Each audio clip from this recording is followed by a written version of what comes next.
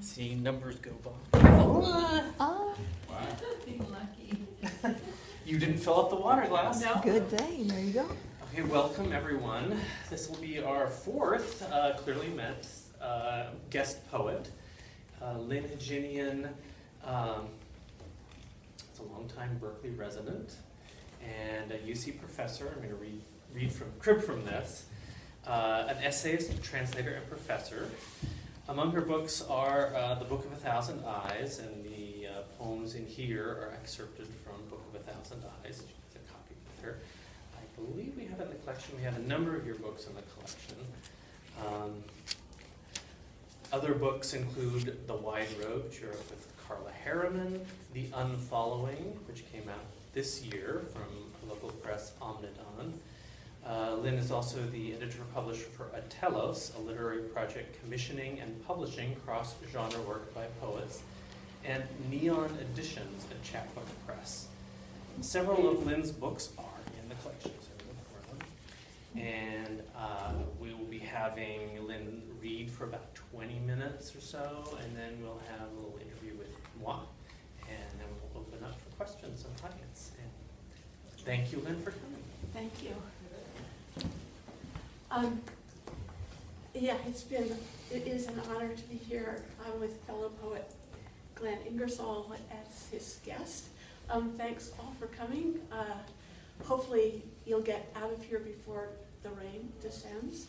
I thought I would read from this book, The Book of a Thousand Eyes, since the little chapbook that Glenn made possible and the Berkeley Public Library made possible includes poems from this book. I'll read those and then some others. And just the only backstory here is the book is an homage to Scheherazade, who was the great storyteller of the Arabian Nights, also known as the 1001 Nights. And the premise is that the Shah has seen his wife in flagrante delictu with a servant, and she has killed them both. He has killed them both, and then out of rage at womankind, he goes through a sequence of girls in the kingdom and has sex with them, and then kills them come morning. And then there's two women left, Scheherazade and her sister Dunyazad. Scheherazade volunteers to be the next woman and then has this plan to tell a story, but come dawn not to have finished it. So because of the suspense, he waits till the next night, and etc. And she goes on for 1001 nights. And she tells stories within stories. The whole sex plot is completely irrelevant because that's going to happen. And the plots are all of the story plots. She has two children during this period, which somehow he doesn't seem to notice until the very end when she presents herself with his two children. And in the course of hearing all of these stories, which are, it's basically a compendium of stories from all over the world that were sort of collected together. The evil Shah has been re-educated and becomes a merciful and kind leader over his country, and his misogyny is cured. I admire Scheherazade enormously for her ability to educate rulers. So that's why I dedicated this book to her. I cannot pretend that this educates anybody. But here goes. I'll write, and I myself can read to see if what I've written is right. Sleep offers an excuse for substitution. But who else would dream the world one thinks? It's only there the world repeats. Many days are often mine. Do I feel that timeless satisfaction? It's seldom said. Who can be trusted? One tells, but cannot recognize. The book, it's all nighttime works, so there's lyrics, lullabies, bedtime stories, irritable perseverations, worryings, mumblings, etc. This is one of the bedtime stories. The Devil and the Mortal. There was once, and quite recently, so there still may be, a devil who went about stiffly in old clothes and prided himself on his lack of vanity, which one might argue was itself a bit of vanity. But then again, as we all learn in time, devils have numerous faults. This was a contemplative devil, and though he looked like a man who, having bitten off a piece of bread, would make certain to chew it for a very long time, he was compassionate and sometimes even generous. When he walked, he bobbed his head, communicating glum greetings and pessimistic affirmations. His neighbors enjoyed chatting with him about the world's bad news. In the evenings, when the devil was alone, he would sit in readiness, rigid, as if in pain, seeming somehow martyred, and perhaps he was a martyr to the burden of his thoughts or to the web of plots into which more and more parts of the world are perennially being drawn, though without diminishing the world to any perceptible degree, though by what it is often hard to say, and if one does say, few will listen, agree, or care. Life is what they say. This devil was not the only one in the world. According to a certain authority, a mathematical genius, long ago, out of a hole in the ground, in a single stunning exodus near Ultima Thule, 2,665,866,746,664 devils emerged, not immortal perhaps, but so long-lived that the distinction between mortal and immortal has been, in their case, almost impossible to make. And this was precisely our particular devil's problem, the distinction between life and death. But why make such a distinction? Ooh, ooh, ooh, says the voice of a girl. I've been attracted by owls with towels. I've been attacked by snakes with rakes. It is just this kind of ridiculous language, banal, but lacking even banality's pretense at relevance and sense, that I hear in my sleep. I wake, feeling irritable and depressed. The wife of the merchant George sat plotting.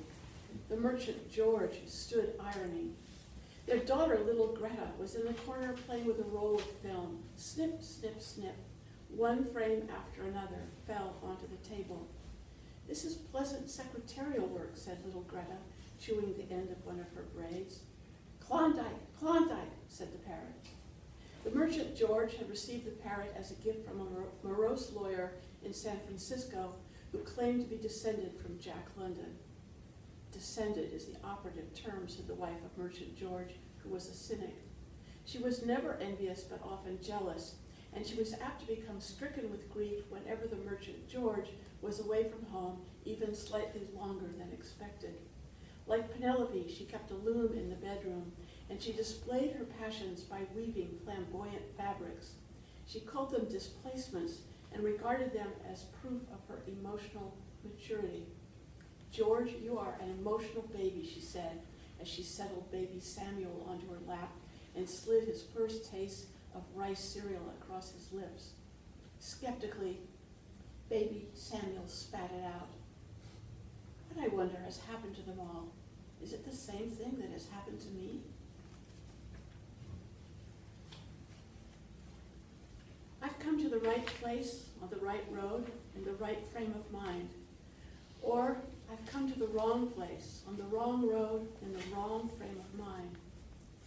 Or I've come to the right place, on the wrong road, in the right frame of mind.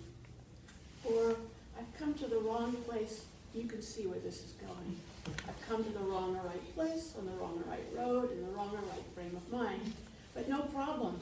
Here I am. I've lived long enough now that I'm no longer, I've lived long enough that I'm now no more than a self-taught shred.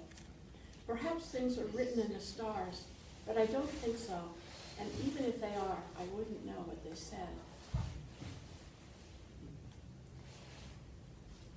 Let's think of happy people going to sleep, like Pythagoras to music. When they wake, they become persons and require clothes, and that's what we term wakefulness.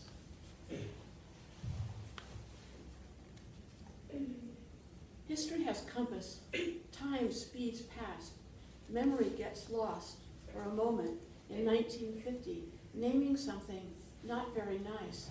And in 1959, some kind of madness culminates in family life and some kind of name, neither astral nor arctic, but isolated nonetheless, where we know that our shores, way out at sea, over which waves hiss onto the sand, hot and still, of a blazing island, or the black rock of a cold one, moaning with ice, which superficially seen is thin and just H2 and O as we skate toward each other, closing in on the most complex of facts, and shout, "Oh, it is now," and the alphabet makes many odd sounds, lost to history as the little morning, teetering on its spine, climbs out of bed and puts its right foot down on the floor, wincing, and the left, the stronger, follows loyally, taking the weight.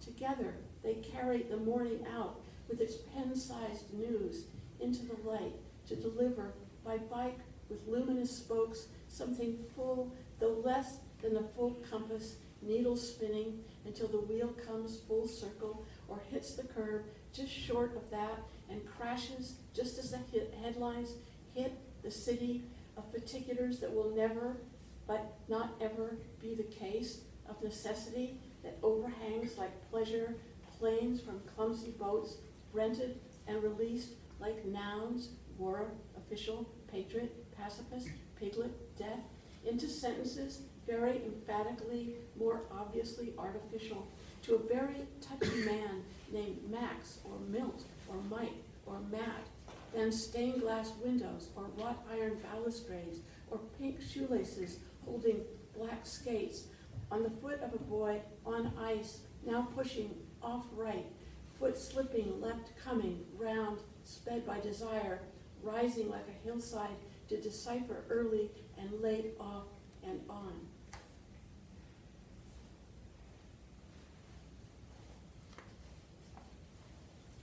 There in your hand is an emerald hoe. You have gone to the basement. You have come to the window. You have forgotten our names. Everyone but you is seasick, and you aren't because you don't lock your knees as you stand on the deck. You ride the waves. You flow.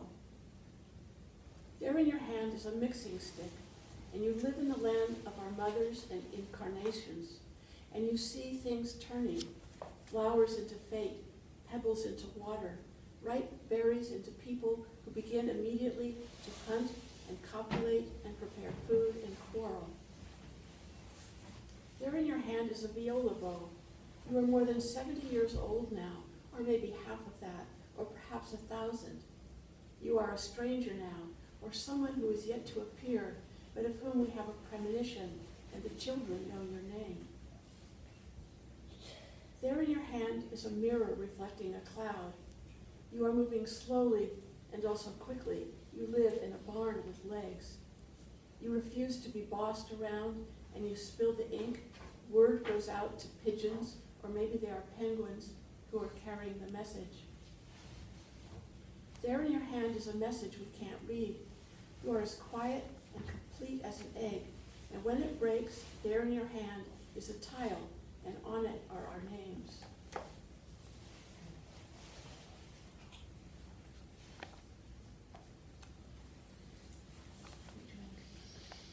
Constant change figures the time we sense, passing on its effect, surpassing things we've known before, since memory of many things is called experience.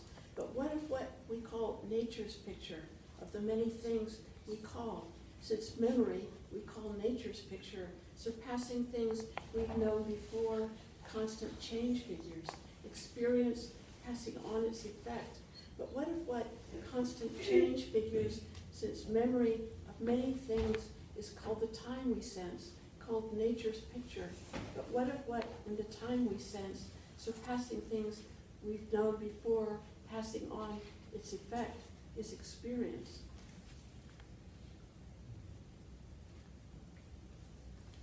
And 114 guns.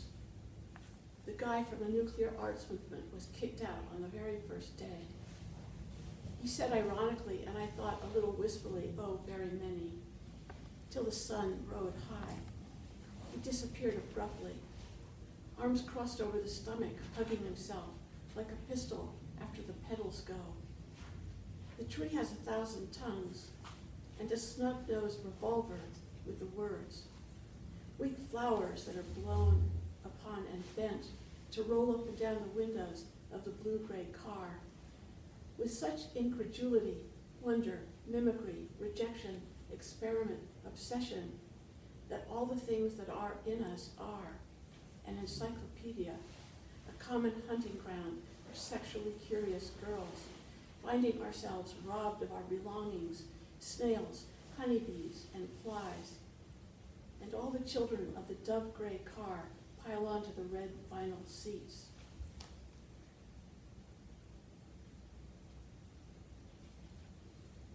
The clown cannot escape gravity. It cannot be light. With its round, paper-white baby face and enormously exaggerated facial features, the clowns must appear to a child like a nightmarish caricature of the figure at which the child first smiled.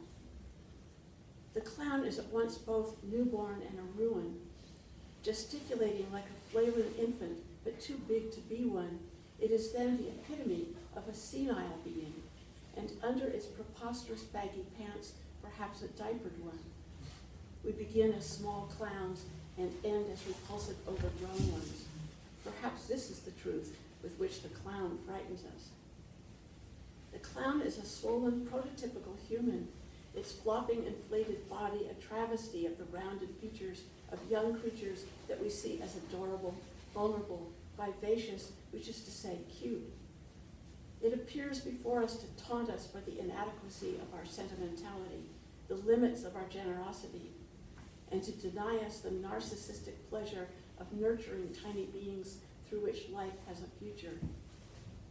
This goofy, looming, unpredictable, garish, frantic, bouncy, nonsensical parody of the child has emerged from beyond the horizon of childish optimism. It is clear from its expression that it has come forth out of despair to reproduce its own failure. Like an adolescent, its feet are too big for it, as if it had yet to grow into them, but it never will. The only fate left to the clown is to accept its punishment, its humiliation, and then depart. We laugh awkwardly, and perhaps too loudly, as we identify with the clown.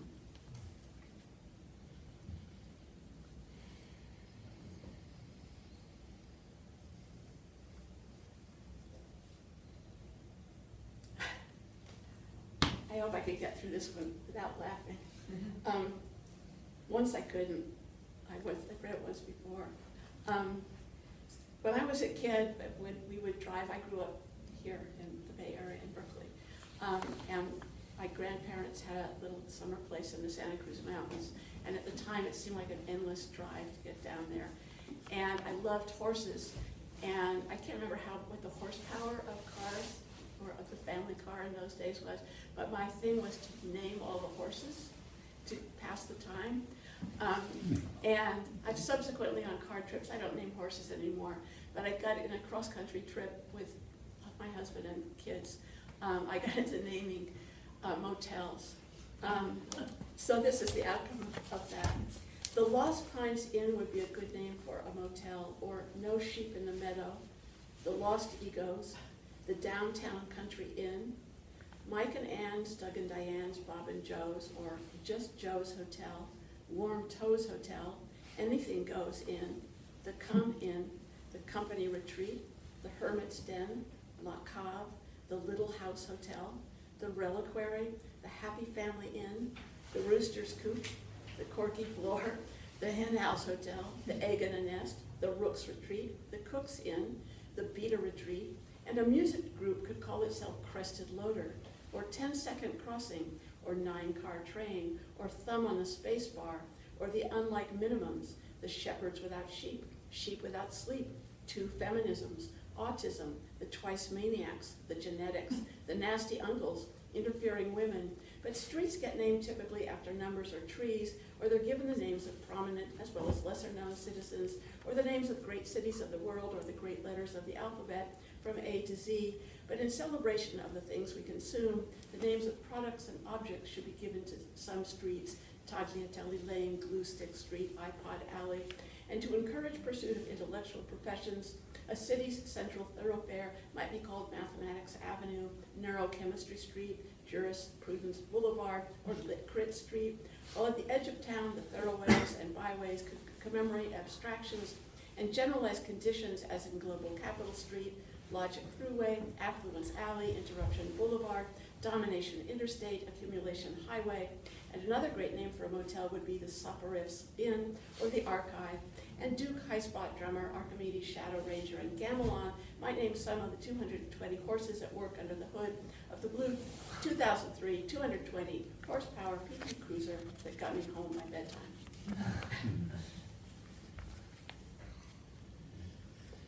Perhaps the last one, or What? Yeah, I've got, sure, okay. 2 more? Sure, the last one. Okay. I like your hook. Very nice. Maybe the last one. I have lived aboard a ship stranded by a terrific, immobilizing wind. Now it is Thursday, and I'm to teach a class at a technical institute. I'm to lecture on no plays. M has loaned me representative masks. L has volunteered to come to the class and sing. C, with dramatic compassion, has sent 7 e-messages of encouragement. Just as I step into the driveway, I'm arrested. My long postponed life of crime is brought to an end before it has even begun. B has achieved enormous prestige. Will he use it to help me? Dawn brings all speculation to an end. Thanks. So I think we get some chairs up here.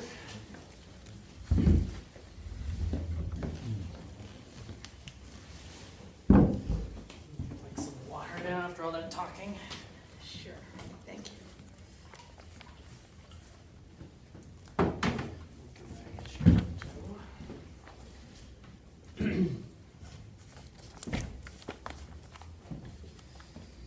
It's lovely seeing you. It's been a while. We run into each other once in a while Yeah, on the street.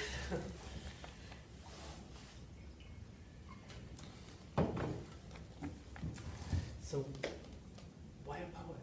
Why are you a poet? I'll find out a little bit. Let's just work back a little. You talked about things you did as a kid, that like the naming of the horses. That sounds like someone who was interested in words and what they and their interaction with the world. What were some of the other things that you did as a kid that were? That's it. I've Was never it word thought work? of myself as a child interested in words in relation to the world. I always thought I wanted to be a doctor or a writer, and from a very, very young age. And I didn't end up as a doctor, although I have a daughter who's one, so I vicariously fulfill both areas. An MD? Yeah. I think that language always seemed to me to be the medium in which I could explore ideas and test the accuracy of my conceptions by formulating them into sentences, and then looking at how I could change my view of the world by changing those sentences. I was interested in riddles.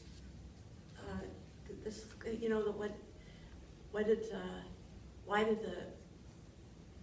did the man salute the refrigerator? Because it was a General Electric. Like the discord between what the words say and what they mean, which of course ends up being irony and comedy. All of that interested me early on. it's hard to know, like, what, I mean, the bigger question is, why do humans have this creative impulse? Why do people like to make things? And I'm incredibly glad that humans have at least that redemptive quality, that they can make things. Creating as well as destroying. Yeah, exactly, or instead of, yeah. Jerome Rothenberg, in his Technicians of the Sacred and his Ethnopoetics, Right. talks about primitive cultures, or not pre-industrial cultures, pre-civilization, where there was a real democracy of artistry. Everyone was considered. You created everything that you created the baskets that carried that you cooked the food in, you carried the things in, and often very artfully. And he talks about songs, and he gives examples of Eskimos singing, each one dreaming their own songs. Do you feel like language rose in you naturally to come out this way, or do you feel like you had to be introduced to forms in order to be able to fix your language into an art form? I always thought I was doing philosophy somehow. I later learned, along the course, in school, studying poetry, that didn't seem to really be pertinent to what I was doing. In college, at the university, I took a creative writing course. It was a disaster, for many reasons, and probably I was a fool at the time, but who knows. But what was the worst clash for you? I went to Harvard, and it was a sexist period, and there was a poetry reading series, but it was in the men's library, and women couldn't go to it. And I was the only woman in the class, and the guys were all creeps. And the professor was an idiot. And, there's a men's library?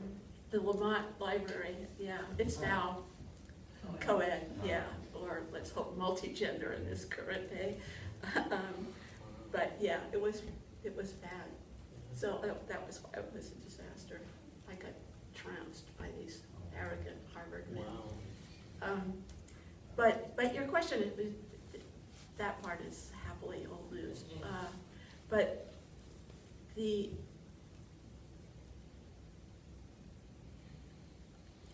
I think that structures of thought interest me a lot, and sentences, or subsequently stanzas, paragraphs, those are all ways of structuring thought. And insofar as I am often thought of as an innovative or experimental or even avant-garde poet, I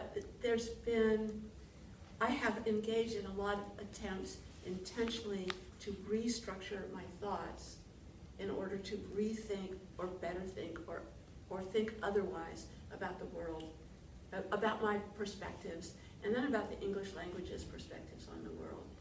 And I'm fortunate enough that I know, not fluently, but I know 2 other languages, and I can feel absolutely that a different world opens up when I speak or listen to or read in another language. What are the other languages? French and Russian. And those are 2 very different languages from each other and from ours. And now I'm relearning Latin. It's so much fun. I teach in the English department at Berkeley, and some of the best of the grad students are in the medieval studies, and they have to learn classical Latin, and in addition to what's called Neo-Latin, which is medieval Latin, which is very different, and it sounds like the Catholic Church before the vernacular Mass, with all the, ch instead of k for the C, and v instead of w for the V, and it's really interesting, and again, it's like a whole other thought world. And of course, it would be another thought world because classical Latin is 2,000 years ago, and you know it ends about 1,500 years ago and turns into Neo-Latin. But anyway, I took linguistics, anthropology when I was in college from a anthropologist. It was a year-long course. Who was the anthropologist? Her name was Dorothy D. Lee. It was a course that, what's his name, Reisman held, the Lonely Crowd. David Reisman. Right. David Reisman was that taught, and it was like an experimental course.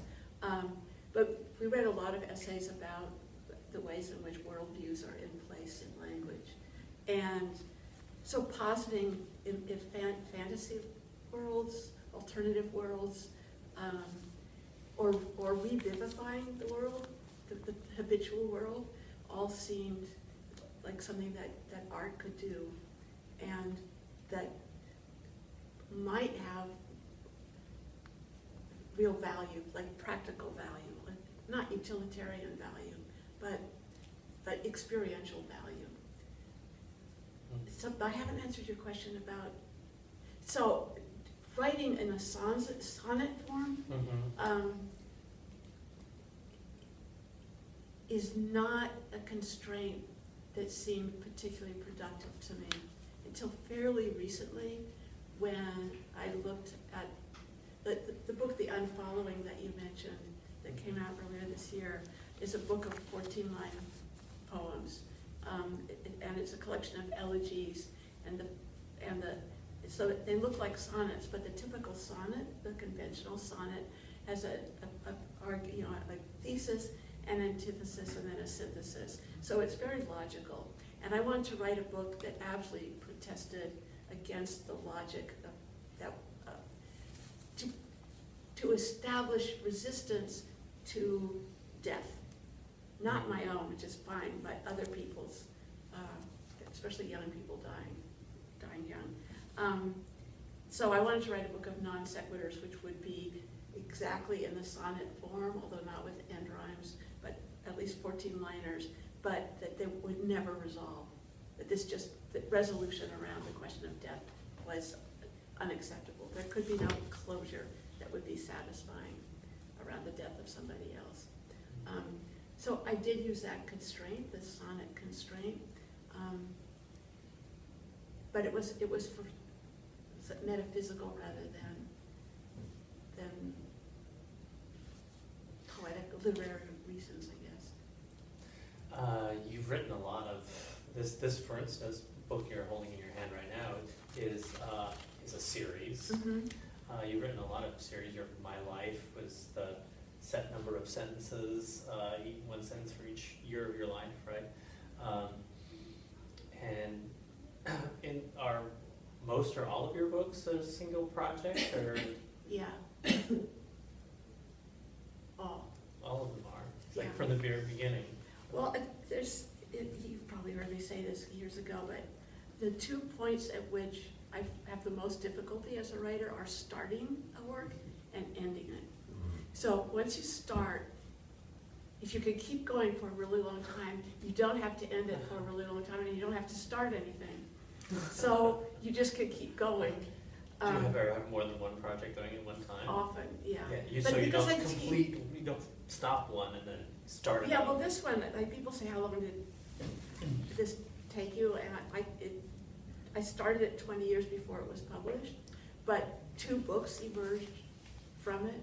There was one that was supposed to be just a page long and became a 250-page book. So I like to write out of control, like not know what I'm doing. It seems like exhilarating and productive and unpredictable. Like my own ideas bore me. So, but if language will open things up, you know that as a writer too. Yeah, that was one of the things I was thinking about in a series, and in a structure. You resist closure, it sounds like. So outlining something, so knowing where things will happen and how it will wrap up, doesn't sound like something that you're interested in. No, not even when I write like academic essays, articles, which is a problem. Like, it's much more fun to just say, all right, I have this project right now that's really freaking me out. I have a colleague, she studies anti-colonialism in Southeast Asia. She's Southeast Asian herself. And she's guest editing an issue of the Journal of Southeast Asian, Middle Eastern, and African Studies. Okay, none of these are my areas of expertise. But 3 years ago, a grad student organized a little symposium in the English department on American keywords, and I was invited to speak for 7 minutes on a keyword. And I thought of cowboy. That seemed like a quintessentially American concept. And it's it's very obvious, rugged individualism, etc. All kinds of stereotypes about cowboys. And I did research. It turns out that, well, anyway, I won't bore you, but I did it, and I forgot all about it. It was done, I had fun, it was really interesting, check it off. And then she came to me 6 weeks ago and said, I'm editing a special issue of this journal, will you expand on your cowboy piece for it? And I thought, cowboy piece? And then, I said, I really admire her. She's young, she's really great. I said yes, because I like her so much. And basically the topic is extrajuridical violence and vigilantism, beheadings, honors stonings, all of that. That's the kind theme for of the thing. issue? That's what the call for papers says it's about. Wow. And so now I started writing, and I have no idea what to say about extrajuridical violence in the world of cowboys, except for hanging rustlers, Yeah, which yeah. is a big one. Big in the movies, anyway. Yeah. How much happened in real life, I don't know. And yeah, no, I think they really did They- happen. So, but this is one where I could really use an outline, because I really, it's getting, the deadline's coming. How many pages? I don't know, she said whatever I wanted to do, so we'll see. But I'm rereading the Virginia, the Owen Wister from 1902, and it's pretty hilarious, and there's actually some great stuff that I can, he hangs a rustler, our hero, who never has a name. He's another one of these guys with no names, the lone guy. Very curious figure. But I think my punchline is about the Western as having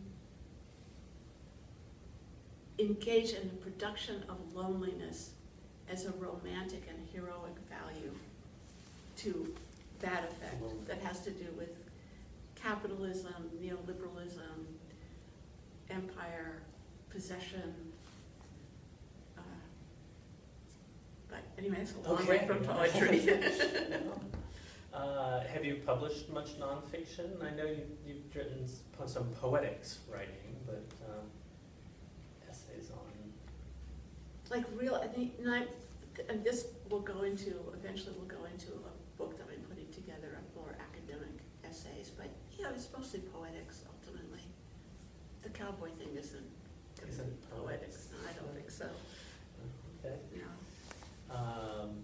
Have you written fiction as well? And there are stories in this and in your other pieces that there have been short Yeah, I have a book fiction-like coming out things. in 2018 called Positions of the Sun. It has characters in it, but it's not, I don't know why people do things, so I can't write. I can imagine great situations, but why people would get themselves into that situation or what they would do, what their motives are. They would get out of I it. completely don't understand human psychology. So I can't really write fiction. Okay. Philosophy, but not psychology. Yeah, so it seems. Okay. We all have our limitations, right? Yeah, we also have our areas of concentration that Right. interests us.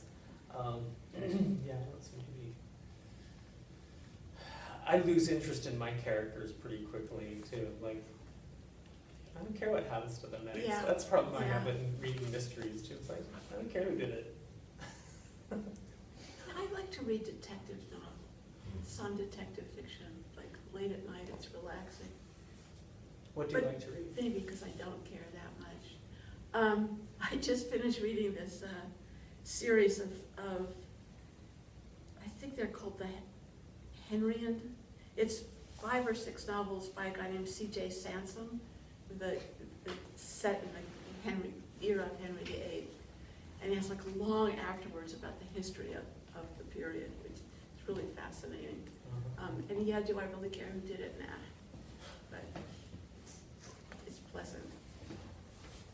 And one more question, and then we'll turn it over for audience participation.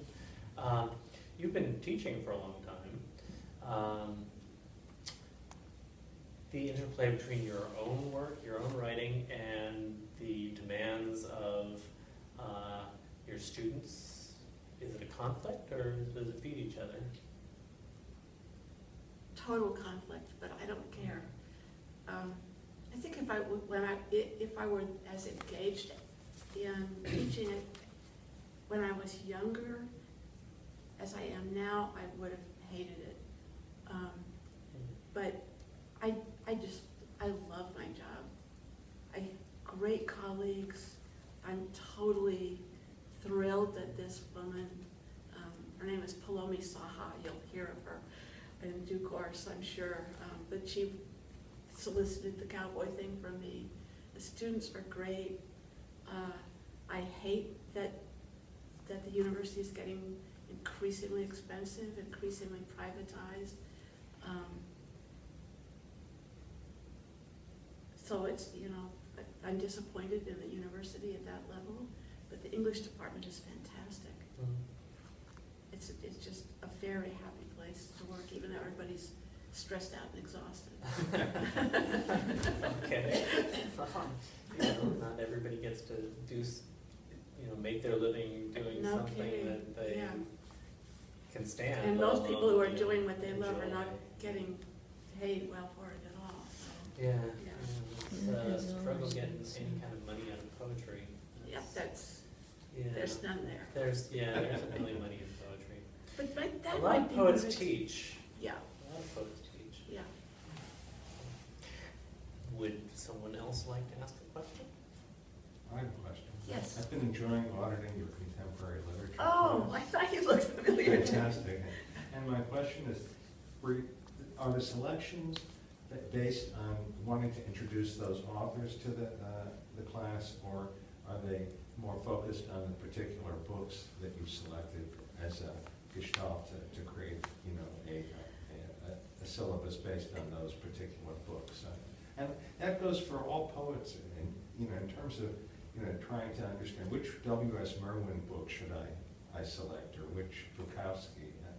I never know, because I don't really understand whether their life's work is something that it has sort of a linear projection, or are they trying to create thematic ideas with particular published books? So I guess those are two different Yeah. questions. So I'm teaching this course called Contemporary Literature. It has a good 100, I know it has 99 It's packed. registered Yeah. students, but it's got more people listening to it because it's hard to get classes on contemporary. It's hard to find classes where contemporary literature really is contemporary. Usually the contemporary ends at about 1950. And so all the books that I am teaching in this were published after 2005, I think. Yeah. So over the you put in what you would like to teach to the department, and you have like a list of, you get to teach 2, and you give a list of like 4. The people that figure out the curriculum, like make sure that the things, that there's a range and that basic things are covered. And so then you're told fairly soon, early, what your course assignments are going to be. So I knew that I had gotten this was my first choice. I got it, and then I started thinking about what would be on the syllabus, and I really was just looking for what was a very different, like a set of very different texts that were extremely good, and in some ways were cutting edge, either topically or stylistically. And then I looked at the list, and I really didn't want to, it was way too long. Ultimately, I did cut like 3 off. And then I looked at it and saw that a lot of it had the kind of the political, like a lot of like Claudia Rankin's Citizen, Ta-Nehisi Coates' Between the World and Me, Teju Cole's Open City.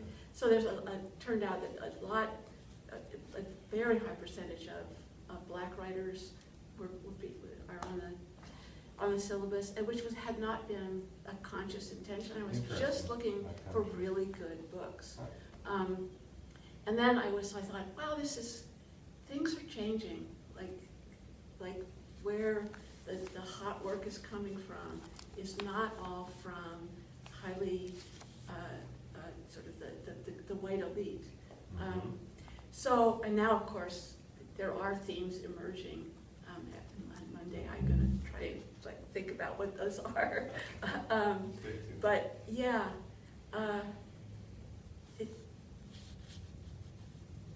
I'm just ranging over, as I said, genre. So many, like Claudia Rankin's book is it poetry? Is it memoir? Is it fiction? Is this all American literature? Yeah, all American. Yeah. Contemporary. I'd said, okay, you called it that university, then I'm going to go for it. What do you think of the Bob Dylan song? Oh, I think that's so interesting. And I would like to know what you all think about Bob Dylan getting a Nobel Prize too. I was wondering if it has been decided, like I advocate for the most capacious definition of what the literary is possible. So I really like that song lyrics. It's language used for art. It seems to me a good definition and very loose definition of the literary. And is Bob Dylan the greatest songwriter alive today? I don't know, but he's certainly a good one. But I wonder, like, is it going to be like there's all, like hip hop? I mean, that is, there's some amazing stuff coming out of hip hop, or like Maybe in another 20 years. yeah, Starting to know. yeah. I don't. Yeah. I was really surprised at that too, and then I thought, well, why not Paul Simon, who I think I have only half-jokingly said is America's greatest living poet, because his work really does read like poetry. His phrasing is unique, and his vision is unique and has great depth to it. And, Yeah. as opposed to Bob Dylan. But then I thought, okay, well, but he affected more people's lives or something. So I really don't know, but because both of them are such very different kinds of writers, and one is really more cerebral and for the thinking person, and the other is for, I don't know what. I mean, he's certainly, Bob Dylan's certainly very original, and I can remember when he first came out, and I was an artist, and my friends were all artists, and so he said, "Oh, you got to hear this guy. He's really different." And he was. I mean, he was completely off the wall, and that was a huge risk at the time. Nobel Prize, in some ways, I mean, you look at the list, and there's so many people that are completely forgotten and probably were forgettable even when they got it. It's a little bit hard to get all agitated, although I think people are. There's apparently like lots of buzz around the Dylan thing. Probably because a lot of people have heard of him. Yeah. If they chose some Czech poet, they'd like people like, oh, it must be good, Or they're that Italian comedian. Nobody would have any opinions on it, right? Like, how do you choose one person from the entire world? Yeah. This is going to sound like I'm bragging, and the Swedish Academy about 15 years ago had a week-long symposium in Stockholm on translation. And I was invited to attend, and I did. Of course, how would you not go to Stockholm for a week as a guest of the Swedish Academy?